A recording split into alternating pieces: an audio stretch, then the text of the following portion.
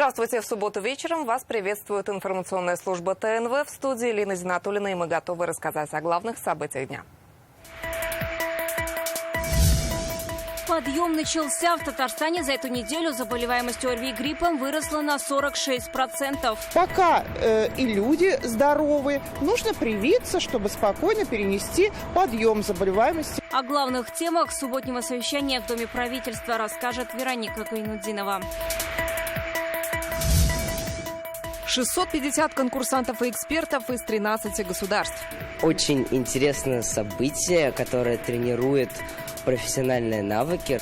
Об итогах чемпионата в сфере цифровых технологий Digital Skills в нашем репортаже. Города в городки. Это же и расчет тот же самый в броске, в фигурах. Как в Зеленодольске проходят соревнования, увидел Дмитрий Аренин.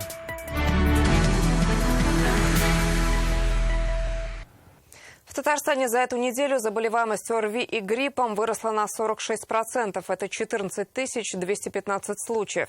Растет статистика и по ковиду тоже почти на 40%. Ситуация схожая с общероссийской. Сегодня на субботнем совещании в Доме правительства Раис Рустам Минниханов призвал татарстанцев соблюдать все меры профилактики, вернуть входные фильтры в школах и усилить контроль в трудовых коллективах. За ситуацией он поручил следить управлению Роспотребнадзора и Минздраву. Об этих и других задачах на новую неделю. Далее в репортаже. Больше полумиллиона татарстанцев уже привились против гриппа. Теплая погода – самое время для вакцинации, говорят врачи. Прежде чем прививка заработает, нужно пройти 8-15 дней. Пока заболеваемость ОРВИ на спокойных уровнях, но ковид все-таки уже тоже есть, и грипп уже тоже какие-то единичные случаи есть. Поэтому пока и люди здоровы, нужно привиться, чтобы спокойно перенести подъем заболеваемости гриппом. А подъем уже начался. За неделю заболеваемость ОРВИ и гриппом выросла на 46%. Это значит, на больничные ушли 14 215 татарстанцев. В общество вернулся и коронавирус. На этой неделе такой диагноз поставили 89 жителям. Большинство переносит в легкой форме. Рустам Минниханов призвал татарстанцев соблюдать меры профилактики и отметил: лучшая защита – заранее сделанная прививка. Одной из основных форм профилактики заболевания является вакцинация. В республике поступило 824 тысячи доз вакцин против гриппа. Вакцинацией необходимо охватить до 60% населения республики. На сегодняшний день мы вакцинировали 573 тысячи человек. Рустам Минниханов поручил организовать входные фильтры в школах и трудовых коллективах. Ситуацию должны контролировать Управление Роспотребнадзора и Минздрав. Школы, садики каждый день мы должны мониторить. Марина Александровна, Марсель, наши медицинские учреждения, везде мы, трудовые коллективы, вот этот вопрос. От сезонных заболеваний перешли к сезонным работам. Сейчас в республике завершается капитальный ремонт многоквартирных домов и идет подготовка к отопительному сезону.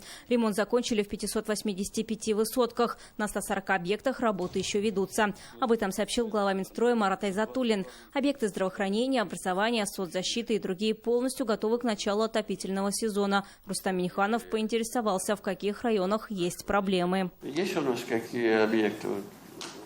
По объекту, на самом деле, все сдаем, все получается. Вот 6 домов осталось, 2 в Азнакаево. Они сегодня вроде сообщили утром, что завершили капитальный ремонт. Надо подписать акт о комиссии. И 4 дома, это город Казань, это ТСЖ и ЖСК, получили паспорта готовности домов.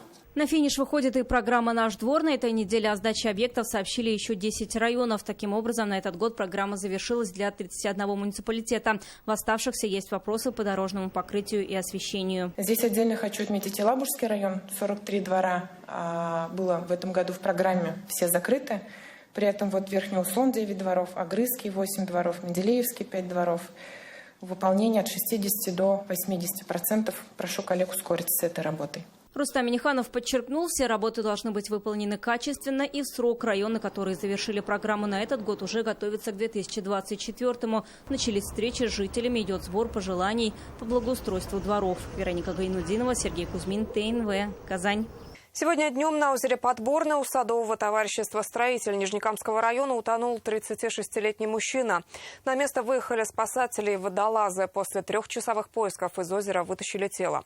МЧС предупреждает, температура воды сейчас не больше 13 градусов. Это не соответствует требованиям безопасности. Такое купание может привести к переохлаждению, спазмам, судорогам и гибели человека. По-летнему теплая погода вновь вывела на дороги Татарстана мотоциклистов. Сегодня госавтоинспекция обратилась к владельцам двухколесного транспорта и предупредила, поездка на мототранспорте в это время года крайне опасна. Дорожное покрытие не дает хорошего сцепления с колесом из-за ночных и дневных перепадов температуры. На этой неделе в Елабужском районе мотоциклист без прав наехал на ограду и опрокинулся в кювет. В результате травмы скончался на месте происшествия. С начала года с участием мотоциклистов произошло 200 аварий, погибли 14 человек. В эти выходные мотоклубы планируют закрыть сезон. Однако тем, кто решил сесть за руль, нужно учитывать погодные условия. Новые тренды в цифровых технологиях на этой неделе представили в Татарстане. В Казани завершился международный форум «Казан Digital Week». Здесь танцевали роботы, дети устраивали гонки на кибераренах, участники перемещались на другой континент благодаря очкам виртуальной реальности. Как все это создать? Школьники и студенты показывали на отраслевом чемпионате Digital Skills. Кто его выиграл, расскажем сейчас. Поздравляем вас от всей души! Амир Насибуллин – самый молодой участник Digital Skills. Ему 15 лет. На чемпионате впервые и сразу первое место. Совсем недавно мы узнали то, что мы буквально на 10 лет младше всех наших остальных оппонентов, но не потеряли от этого какую-то уверенность в себе из-за плотных и сложных процессов тренировок. Они нам помогли. Веб-технологии, 3D-моделирование, кибербезопасность и интернет вещей. В 30 компетенциях состязались больше 250 участников. Это школьники, студенты и молодые специалисты. Как подчеркнули на награждении, все они выбирают профессии будущего. Это значит, что востребованы. Уже, вот поверьте, многие из вас находятся на карандаше многих крупных компаний и госкорпораций, которые уже все последующие годы вас будут вести. Ежегодно перед чемпионатом мы проводим сверку часов, смотрим, что же будет актуально, какие специальности, какие компетенции будут актуальны не в ближайшие даже 2 года. Да? Потому что очень важно понять не что является мейнстримом сегодня, а очень важно понять, что будет актуально через 3, 4, 5 лет. В этом году чемпионат получил международный статус. Очно и онлайн участвовали около 100 конкурсантов из Китая, Казахстана, Азербайджана, Беларуси, Ирана и других стран. Масштаб очень большой, все на высшем уровне устроили. И площадка, и с жильем, например. Задания участники, конечно, они тоже очень хорошие. Это мероприятие стало свидетельством нашей приверженности партнерству БРИКС, который нацелен на укрепление сотрудничества развивающихся экономик в разных областях, включая цифровые технологии. Россия и Китай, являясь членами БРИКС, имеют общее видение, как построить более устойчивый мир путем цифровой трансформации. Сегодня итоги Казан Digital Week и чемпионата Digital Skills подвел в Доме правительства Рустам Минниханов. Он назвал форум эффективной и востребованной площадкой и призвал использовать полученный опыт. 5-й отраслевой чемпионат в сфере цифровых технологий Digital Skills. Приняли участие 650 конкурсантов и экспертов из 13 стран.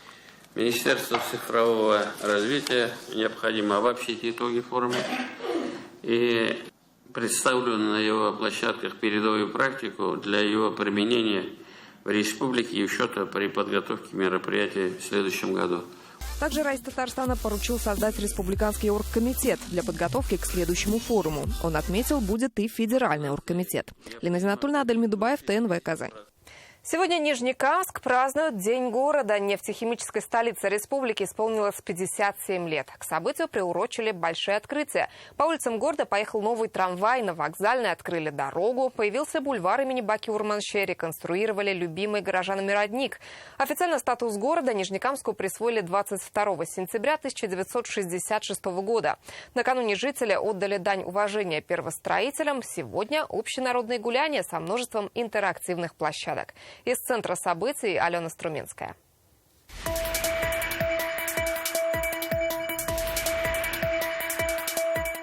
Как известно, известно, в день рождения принято дарить подарки. Сегодня они все для горожан. Самый красивый – это сиреневый сад на обновленном бульваре Бакир-Манче. Уже через год это место будет не узнать. Оно расцветет и наполнится красками. Причем во всех смыслах. Здесь благоустроили пешеходные и велосипедные дорожки, уложили плитку, установили освещение. Бульвар уже успел полюбиться жителям, а его визитной карточке в сиреневом саде нижнекамцы начали слагать стихи и писать картины. Она ароматы вдыхала, куст обнимала, а свите на ушко шептала. Ее поздравляла, много любви, добра. Счастья ей пожелала. Мы сегодня запечатляем сквер имени Бакир-Манче. И вот сейчас я рисую.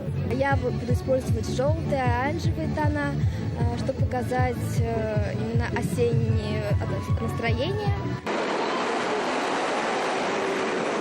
Еще один подарок – обновленная дорога по улице Вокзальной. Это главная транспортная артерия города. Здесь полностью заменили дорожное покрытие, установили новые автобусные остановки и лампы освещения. На ремонт этого участка направили 185 миллионов рублей. Это тот, так скажем, шаблон, к которому мы должны стремиться, чтобы каждый имел свою дорогу, автомобилисты свою дорогу, пешеходы свою дорогу, велосипедисты свою дорогу. Сегодня день вдвойне праздничный.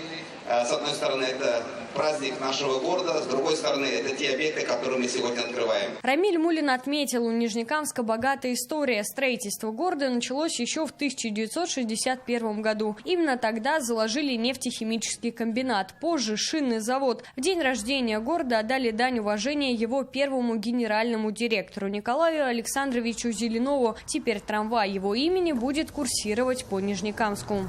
Это очень приятно, потому что шинному производству в этом году было 50 лет.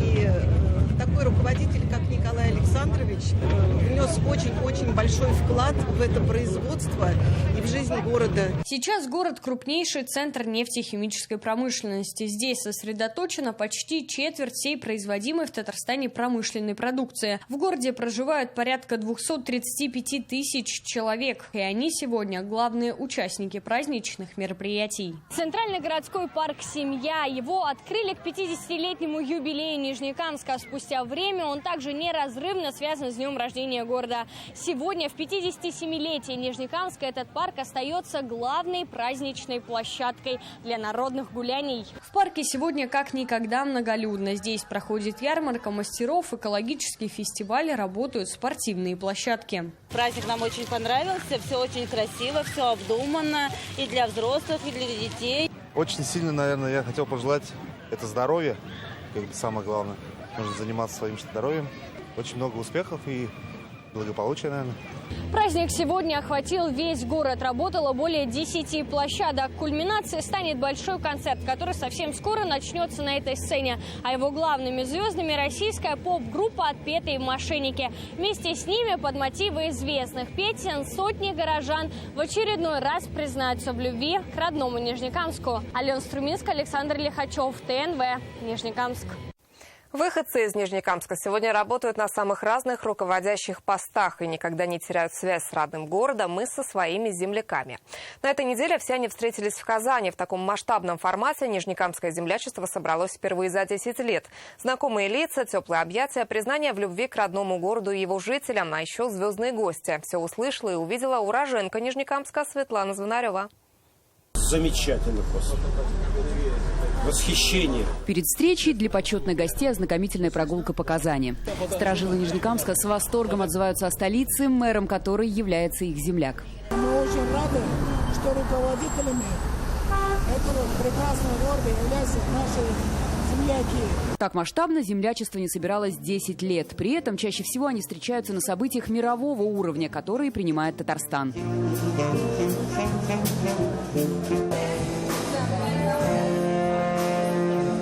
В зале самые известные представители нижнекамской земли, на сцене лучшие творческие коллективы района. Всех объединяет одно – любовь к родному городу. Я очень люблю Нижнекамск. В моем сердце, слава богу, мама с папой до сих пор там. Всех хочется обнять сердцем, руками и поблагодарить за любовь к нашей родной земле, к нашему родному Нижнекамску. Еще раз хочу сказать, я состоялся и вырос в родном городе благодаря вам. Спасибо вам.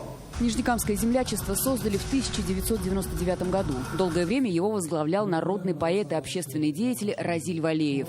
Сейчас Нижнекамская организация – одна из крупнейших в республике. У руля молодое, но не менее известное поколение руководителей.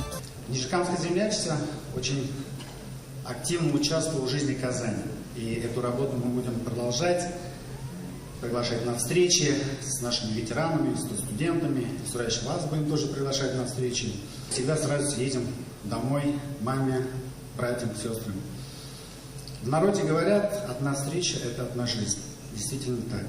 Я когда встречал вас, гостей, мы с многими не виделись уже долгие годы. И очень было приятно вас здесь видеть.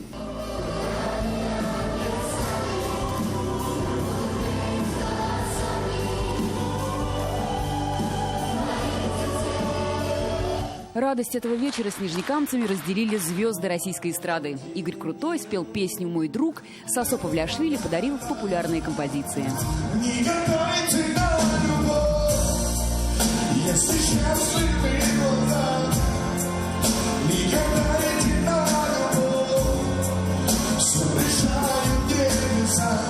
Следующий год для Нижнекамского землячества юбилейный, 25-й. Снова соберутся друзья, будет много гостей. Зная гостеприимство Нижнекамска и его уроженцев, событие будет еще масштабнее. Светлана Звонарева, Рафаэль Ракипов, ТНВ, Казань. Завтра профессиональный праздник отмечают машиностроители. Их поздравил премьер Алексей Песошин. Он отметил, в конструкторских бюро и на машиностроительных предприятиях республики трудятся талантливые и ответственные специалисты. Особые слова благодарности ветеранам. Совершенствование автомобилестроения, судостроения, авиационной отрасли, кабельной и электротехнической промышленности, производство оборудования для газовой и нефтяной отраслей позволяет республике уверенно двигаться вперед. Всем сотрудникам отрасли Алексей Песошин пожелал производственных успехов и уверенности в завтрашнем дне.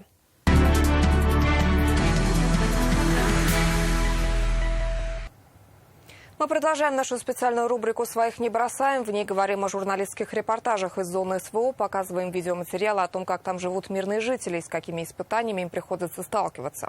Сегодня кадры из города Ясиноватое в ДНР, которыми поделился корреспондент «Известий» Евгений Быковский. Он показал последствия обстрела города, десятки поврежденных снарядами автомобилей, в том числе уничтожена техника коммунальных служб.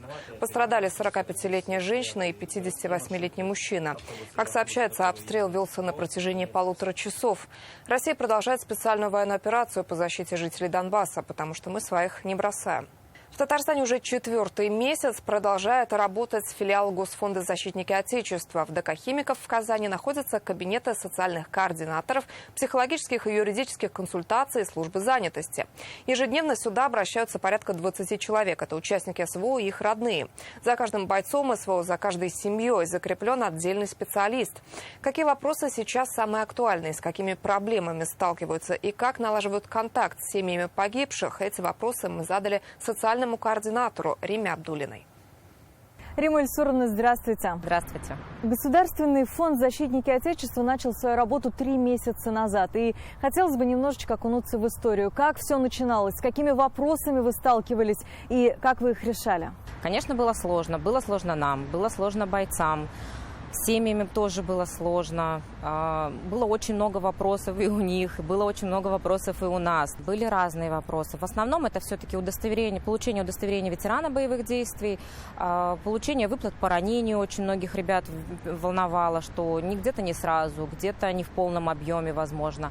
Вот. Семьи волновали льготы по детям, естественно, то есть поступление в садики, в школы, какие-то дополнительные выплаты на детей. Какие изменения произошли сейчас? Может быть, какие-то вопросы уже сошли на нет, а какие-то, наоборот, стали острее? Кто помогает вам их решать? Каждый вопрос, он уникален. Бывают такие ситуации, когда у бойца нету того или иного документа, у семьи не хватает того или иного документа, и приходится иногда ждать эти документы. То есть мы понимаем, что должно личное дело дойти. То есть раньше у нас не было немножко вот этого понятия, как идет ход документов, в принципе. То есть сейчас мы уже выработали алгоритмы и знаем уже, как это и должно быть. Одной семье мы, например, помогли получить телефон погибшего сына. То есть очень долго не мог он до них дойти.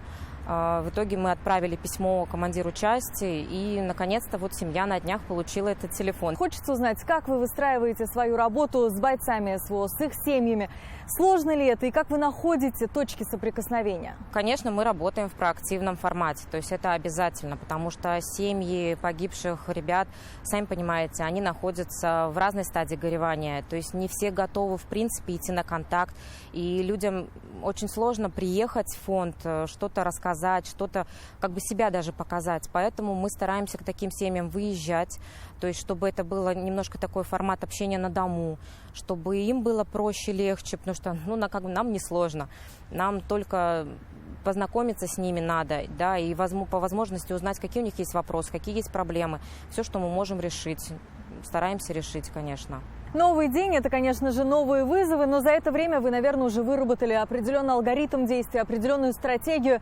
Вот расскажите, пожалуйста, как сейчас работает фонд и как он будет работать? Да, выработаны алгоритмы, вроде есть понятие какое-то, как работать с человеком, что можно говорить, что нельзя говорить, что нужно сказать, как поддержать.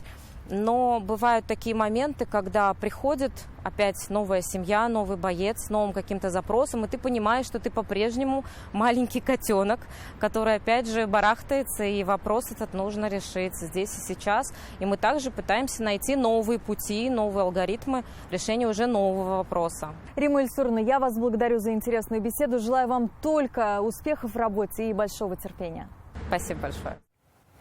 Сегодня в Зеленодольске стартовал турнир по городкам, посвященный одному из основателей городошного спорта в республике Герману Серебренникову. Его не стало в минувшем году. Бывший директор Зеленодольского завода имени Горького с юности увлекался городками и воспитал не одно поколение городошников. Под его руководством был построен спортивный комплекс «Авангард», где сегодня и прошли соревнования. Показать свое мастерство к зеленодольцам приехали коллективы из Казани, Удмуртии, Ульяновской области. Отметим, в этом году городошный спорт России отмечает 100-летний юбилей. О родоначальниках и последователях городков Дмитрий Аренин.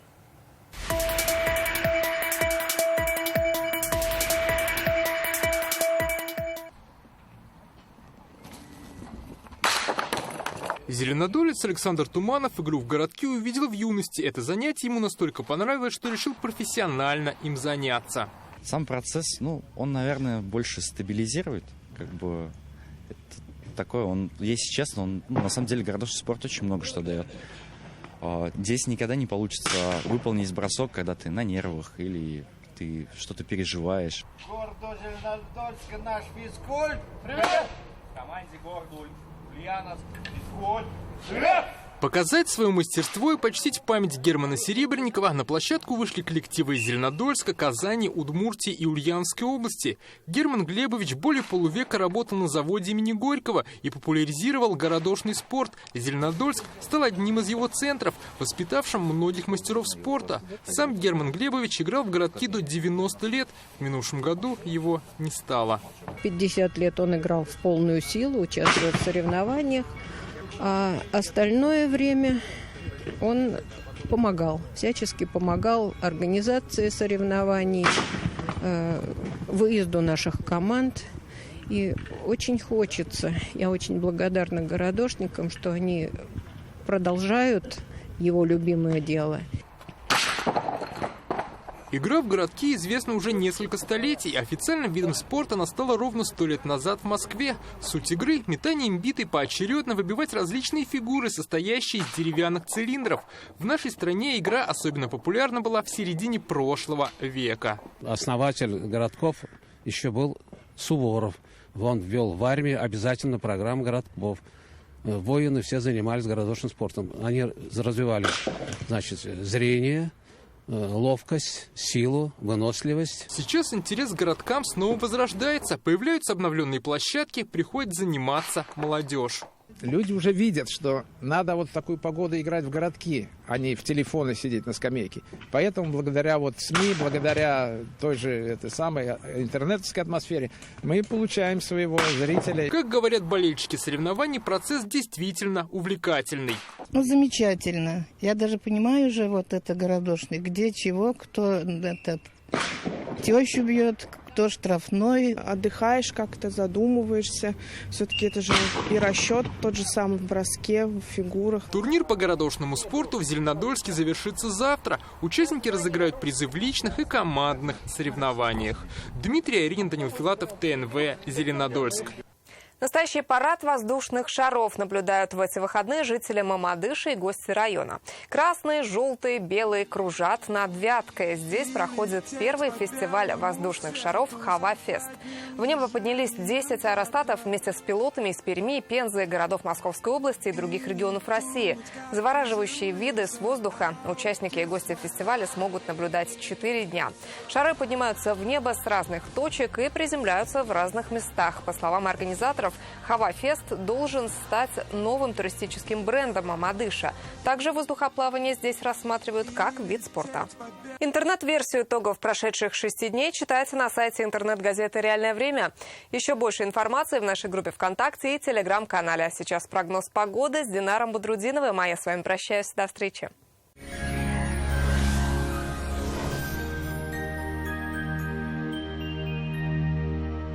Здравствуйте, Исянмисес, в студии Динар Бодрудинов. В Татарстане продолжается бабье лето. Температура выше нормы на 4-5 градусов. Сохранится ли такой характер погоды в предстоящие сутки, узнаем через несколько секунд. Изготовление любой корпусной мебели от Данил Мастер в сентябре со скидкой 10%. Не откладывайте на завтра свою мечту о новой кухне или шкафа-купе по вашим размерам. Узнайте подробности по телефону в Казани 2 167 166. По данным сервиса Яндекс.Погода, в воскресенье практически во всех районах республики будет ясно и без осадков. В Варске, Богатых Собак, Балтаси днем до 26, ночью до 10 градусов тепла. В Буинске, Апастово и Кабицах также весь день будет светить солнце. Температура поднимется до 26 градусов днем, ночью будет от 8 до 13 градусов тепла. В Мамадыше, Аксубаево и Нурлатах все то же самое, малооблачно. Осадков не прогнозируется, ночью 7-11. Днем до 27 градусов тепла. В Нижнекамске, Набережных Челнах и Мензелинске похожая картина. Ясно, без дождей. Температура ночью около 10, днем до 26 градусов тепла. В Альметьевске, Бавлах и Бугульме днем температура также достигнет отметки в 25-26 градусов. Ночью будет около 10 градусов тепла. Летняя погода ожидается и в туристических зонах Татарстана. Прохладный, но ясный день обещают синоптики и в туристических городах Татарстана. Осадков здесь тоже не ожидается. В Свияжске ясно, без осадков. Днем плюс 25, ночью плюс 10. В Болгаре днем до 24, ночью до 10 градусов тепла. В Елабуге такая же погода. Днем воздух прогреется до 26 градусов тепла. Ночью будет около 10.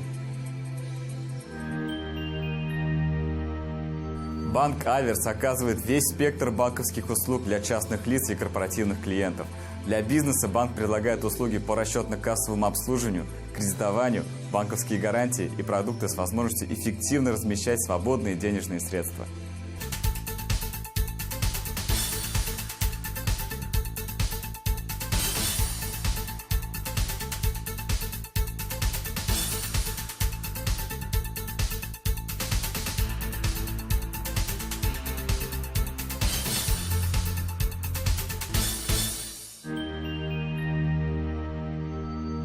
Обещанная синоптиками субтропическая жара будет наблюдаться и в столице. В Казани в предстоящие сутки солнечно и без осадков. Температура днем поднимется до 26 градусов тепла. Ночью будет около 12. Атмосферное давление выше нормы – 765 мм ртутного столба. Ветер юго-западный, умеренный. Влажность воздуха около 30%. Магнитное поле Земли спокойное. Такой характер погоды сохранится лишь в начале недели. Далее температура начнет понижаться. Это все о погоде. Я с вами прощаюсь. До встречи. Күннәрегез уңышлы булсын.